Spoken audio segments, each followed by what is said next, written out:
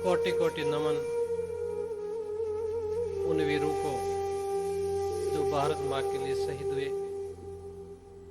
शहादत बहुत बड़ी चीज होती है और बड़ा दुख भी होता है कि एक परिवार से जो शहीद होता है उसके पीछे वो क्या छोड़ के जाता है।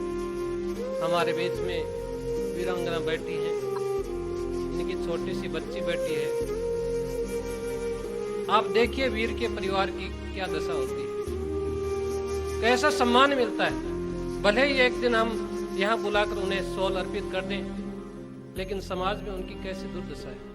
कारगिल युद्ध में जितने भी शहीद हुए वो तकरीबन 18 और 20 साल के बीच के नौजवान थे।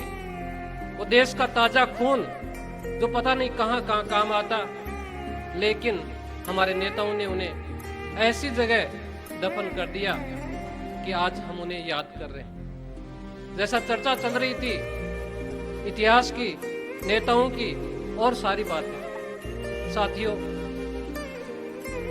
जैसा हम इतने लोग हैं, सड़क के ऊपर एक डमरू बजाने वाला इतने लोगों को इकट्ठे कर सकता है, वहां बहुत सारे मूर्ख इकट्ठे हो सकते हैं, बड़ी बड़ी मीटिंगें हो सकती हैं, लेकिन अच्छे काम के लिए बहुत कम लोग इकट्ठे होते हैं।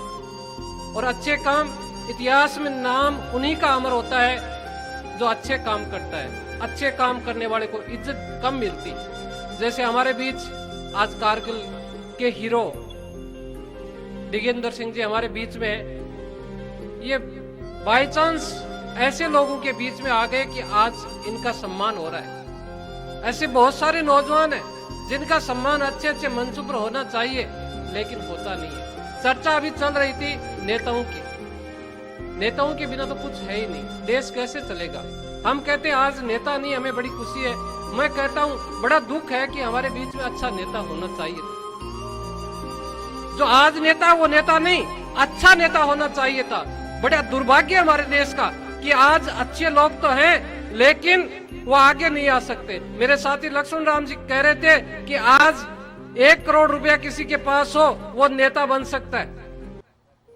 अरे बड़े शर्म की बात है कि प्रजातंत्र जिसमें 1 अरब से ज्यादा लोग हैं और वो शराब के नाते वोट देते हैं, वो पैसों में बिकते हैं। शर्म है ऐसे देश को। अभी ये डीएसपी साहब कह रहे थे हमारे इतिहास के पीछे दृष्टांत दे रहे थे, बहुत सही दृष्टांत थे। अरे हमारा देश तो रहा ही गुलाम है। आजाद हम कब रहे, बार बार, और आगे आने वाले समय में हम फिर गुलाम हो जाएंगे। ऐसी हमारे सामने ऐसा चल रहा है, चक्रव्यूह चल रहा है कि फिर हम गुलाम हो जाएंगे और इस प्रकार से सज्जन लोग मीटिंगें नहीं कर सकेंगे। मीटिंगें करेंगे गुंडे बदमाश मीटिंगें करेंगे। ये समय आ रहा है, इसलिए हमें चेतनशील होना है। एक सैनिक सीमा पर इस समय बर्फ पड़ती है, वहां बर्फ में अपने ये पैर गड़ा देता है और वहां बंदूक ताने खड़ा रहता है कि दुश्मन इधर से ना आ जाए। और ये हमारे देश के जो कानून बनाते ये दुश्मनों को बाकायदा बाइज्जत यहाँ लाते। अफजल जिसने संसद में हमला किया था, क्या हुआ? हमारे नेता कह रहे हैं कि उसको बचाना है। अरे कैसी देश की सुरक्षा, क्यों मरवा रहे हो वहां लोगों को? आने दो जो आता है। तो बर्बाद ही होना तो खुलकर बर्बाद हो जाओ कि हमें क्यों रक्षा करनी है, क्यों लोगों को मरवाना है।